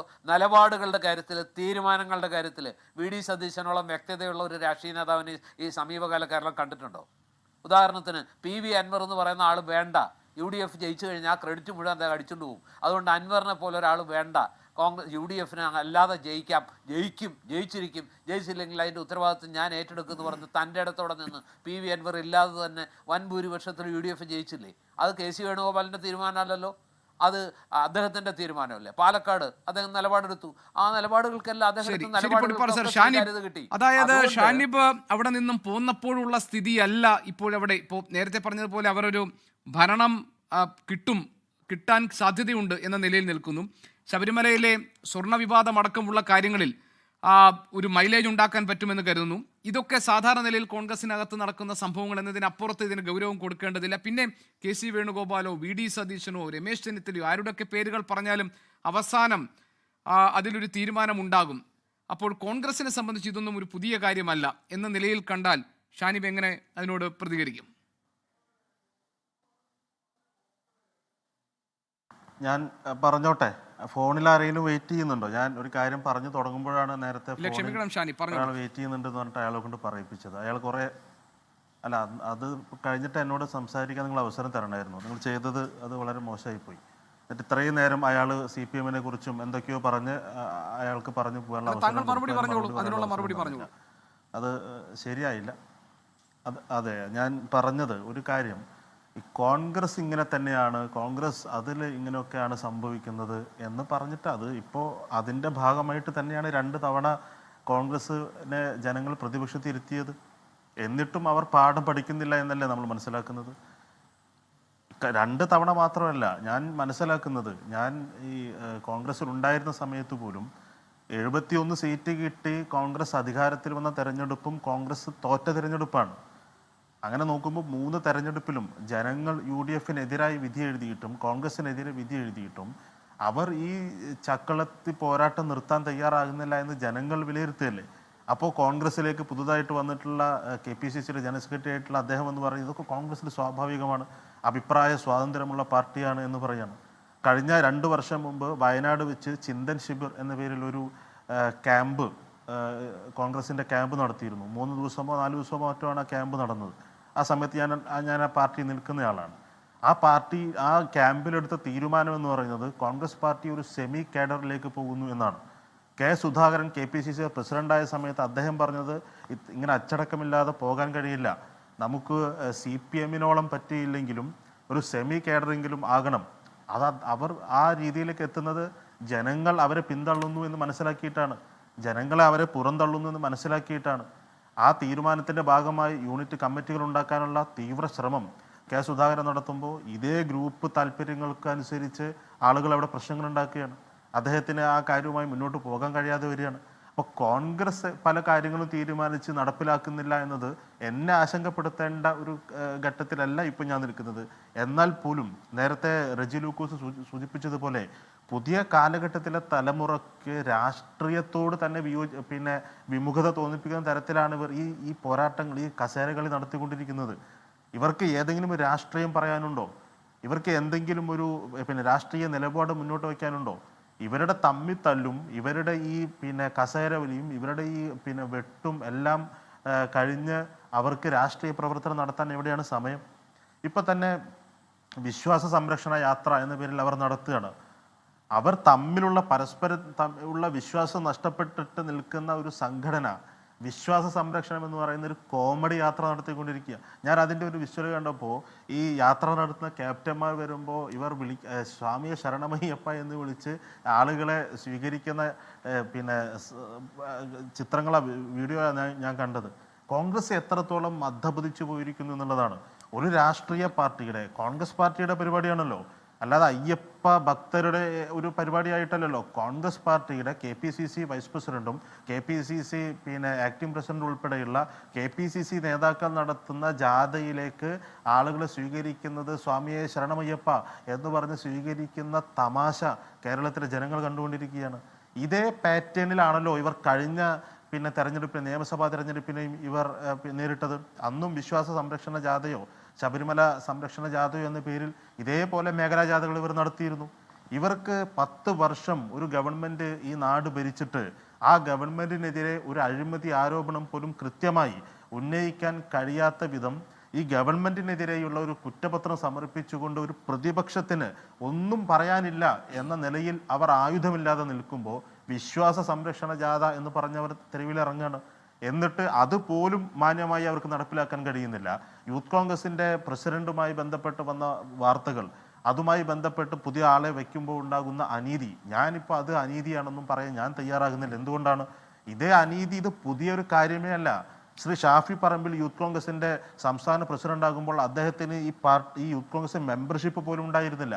37 വയസ്സു പ്രായമുള്ള ആ സമയത്താണ്, 37 വയസ്സ് പ്രായമായി കഴിഞ്ഞാൽ യൂത്ത് കോൺഗ്രസിൻ്റെ മെമ്പർഷിപ്പ് സ്വാഭാവികമായി, ഭാരവാഹി അല്ലെങ്കിൽ സ്വാഭാവികമായി മെമ്പർഷിപ്പ് കട്ടാവും. ആ 37 വയസ്സുള്ള സമയത്താണ് അദ്ദേഹം യൂത്ത് കോൺഗ്രസിൻ്റെ പ്രസിഡന്റ് ആകുന്നത്. അന്നും ഇതുപോലെ 4-5 വൈസ് പ്രസിഡന്റുമാരെ വയ്ക്കുന്നു. ഇതെല്ലാം ഓരോ കാലഘട്ടത്തിനനുസരിച്ച് ചെരുപ്പിനനുസരിച്ച് കാല് മുറിക്കുന്നു എന്ന തരത്തിൽ ഈ പാർട്ടി പോകുന്നു എന്ന നിലപാട് സ്വീകരിച്ചുകൊണ്ട് തന്നെയാണ് ഞങ്ങളൊക്കെ ഒരുപാട് ആളുകൾ ആ പാർട്ടിക്കകത്ത് ഇപ്പോഴും പ്രതിഷേധിച്ചുകൊണ്ടിരിക്കുന്നത്. എത്രയോ ചെറുപ്പക്കാർ അവർ ഈ പാർട്ടിയെ വിശ്വസിച്ച് നിൽക്കുക. കോൺഗ്രസ് പാർട്ടി എന്ന് പറയുന്നത് അങ്ങനെ ഒരിക്കലും നശിച്ചു പോകണമെന്ന് ആരും ആഗ്രഹിക്കുന്ന ഒരു പാർട്ടിയല്ലല്ലോ. അങ്ങനെ ഒരു പാർട്ടിയുടെ നേതൃത്വത്തിൽ KPCC പ്രസിഡന്റായിരിക്കുന്നയാൾ, പ്രതിപക്ഷ നേതാവായിരിക്കുന്നയാൾ, യൂത്ത് കോൺഗ്രസിൻ്റെ പ്രസിഡന്റായിരിക്കുന്ന ആളുകളൊക്കെ ചെയ്തുകൊണ്ടിരിക്കുന്ന തെമ്മാടിത്തരങ്ങൾ, അവർ ഈ ജനങ്ങളോട് കാണിക്കുന്ന നീതികേട്, ഇതെല്ലാം ജനങ്ങൾ കണ്ടുകൊണ്ടിരിക്കുകയാണ്. അവർക്ക് ഏതെങ്കിലും ഒരു രാഷ്ട്രീയം പറയാനില്ലാതെ പരസ്പരം ഈ പാരവെപ്പും പരസ്പരം ഈ താൻ പോരിമ പ്രകടമാക്കലുമല്ലാതെ വേറെ എന്താണ് അവർക്ക് പറയാനുള്ളത്? പ്രതിപക്ഷ നേതാവിനെ ഞാൻ മുൻപത്തെ കാര്യങ്ങളിലേക്ക് പോവല്ല, പ്രതിപക്ഷ നേതാവിനെ KPCC പ്രസിഡന്റ് വിളിക്കുന്നത് ഏത് ഭാഷ ഉപയോഗിച്ചാണ് നമ്മൾ എല്ലാവരും കണ്ടതാണ്. അപ്പോൾ പൊടിപ്പാറയെ പോലെയുള്ള ആളുകൾ കോൺഗ്രസ് നന്നാകണമെന്ന ആഗ്രഹമാണ് അങ്ങേക്കുള്ളതെങ്കിൽ ഇതൊക്കെ കോൺഗ്രസ്സിൽ സ്വാഭാവികമാണ്. കോൺഗ്രസ് അല്ലേ അങ്ങനെയൊക്കെ മതി എന്ന നിലയിൽ ചിന്തിച്ചത് കൊണ്ട് തന്നെയാണ് ഇപ്പോഴും കോൺഗ്രസ് രക്ഷപ്പെടാത്തത്. ഏതാനും ചില കോക്കസുകൾ, ഞാൻ കഴിഞ്ഞ ചർച്ചയിൽ കോക്കസിനെ കുറിച്ച് പറഞ്ഞപ്പോൾ കോൺഗ്രസിനെ പ്രതിനിധീകരിച്ചുകൊണ്ടിരിക്കുന്ന ആളുകൾ പറയുന്നത് കോൺഗ്രസ്സിൽ മുമ്പും ഗ്രൂപ്പുകൾ ഉണ്ടായിട്ടുണ്ട് എന്നാണ്. ഞാൻ പറയുന്നത് കോൺഗ്രസിൽ ഗ്രൂപ്പുകളുണ്ട് എന്നല്ല. ഇപ്പോൾ ഏതാണ് ഗ്രൂപ്പ് അല്ലാത്തത് നമുക്കറിയില്ല. ഒരു കോക്കസ് ഉണ്ടാകുന്നു.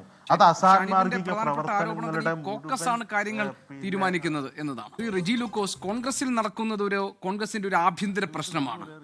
ഇതാണ് കോൺഗ്രസിന് അടുത്ത തവണ അധികാരത്തിൽ വരാനുള്ള യോഗ്യത നിശ്ചയിക്കുന്ന മാനദണ്ഡം എന്ന് എങ്ങനെ വിധി എഴുതാൻ പറ്റും? മുഴുവൻ സമയം നമുക്ക് കിട്ടണമെന്ന് ആഗ്രഹിക്കുന്നില്ല നമ്മൾ. അദ്ദേഹത്തിന്റെ ലൈൻ കട്ടായിട്ടുണ്ട്. ശ്രീ ജോർജ് പൊടിപ്പാറ, താങ്കളുടെ ഒരു പ്രതികരണം പെട്ടെന്ന്. ഇത് ഈ പ്രശ്നങ്ങളെല്ലാം കോൺഗ്രസ് അതിജീവിക്കുന്നു തന്നെ ഞാൻ കരുതുന്നത്. കാരണം കോൺഗ്രസ്സുകാർക്ക് ഈ തെരഞ്ഞെടുപ്പിൻ്റെ പ്രാധാന്യം അവർക്ക് ബോധ്യമുണ്ട്. നേതാക്കൾ ഈ സ്ഥാനമാനങ്ങൾ പങ്കിടുന്ന ഘട്ടത്തിലൊക്കെ ചില അവസരങ്ങൾ ഉണ്ടാക്കുമെങ്കിലും അവർക്കും ആ യാഥാർത്ഥ്യത്തോട് മുഖം തിരിച്ച് നിൽക്കാൻ പറ്റില്ല. അങ്ങനെ മുഖം തിരിച്ച് നിന്നാൽ അണികളോട്ട് സമ്മതിക്കുകയില്ല. പ്രത്യേകിച്ച് ഈ പഞ്ചായത്ത് തെരഞ്ഞെടുപ്പ് എന്ന് പറയുന്ന ഏറ്റവും സാധാരണ മനുഷ്യർക്ക്, സാധാരണ പാർട്ടി പ്രവർത്തകർക്ക് അവസരം കിട്ടുന്ന സമയമാണ്. ആ സമയത്ത് ഓരോ കുത്തിത്തിരിപ്പും കൊണ്ട് ഈ നേതാക്കൾ ഇങ്ങനെ ഇല്ലാത്ത പ്രശ്നങ്ങൾ വലുതാക്കി ഊതി വീർപ്പിച്ച് ഇനിയും താതാന്ന് ഇങ്ങനെ എനിക്ക് കിട്ടിയത് പോരാ എന്ന് പറയുന്ന ആവലാതിപ്പെടുന്ന ഖസാക്കിൻ്റെ ഇതിഹാസത്തിലെ അപ്പുക്കിളിയുടെ മനസ്സുമായിട്ട് വന്നാൽ ആളുകൾ സമ്മതിക്കുമെന്ന് തോന്നുന്നില്ല. അതുകൊണ്ട് ഏത് പ്രതിസന്ധിയും ഈ കൊടുങ്കാറ്റിനെയും ഈ സുനാമിയെയും കോൺഗ്രസ് അതിജീവിക്കും. വരുന്ന തെരഞ്ഞെടുപ്പിൽ അവർ ഒറ്റക്കെട്ടായി നിന്നില്ലെങ്കിൽ അതിന് അവർ തന്നെ വില കൊടുക്കേണ്ടി വരും. ഇപ്പോൾ സാഹചര്യങ്ങളൊക്കെ അനുകൂലമാണ്.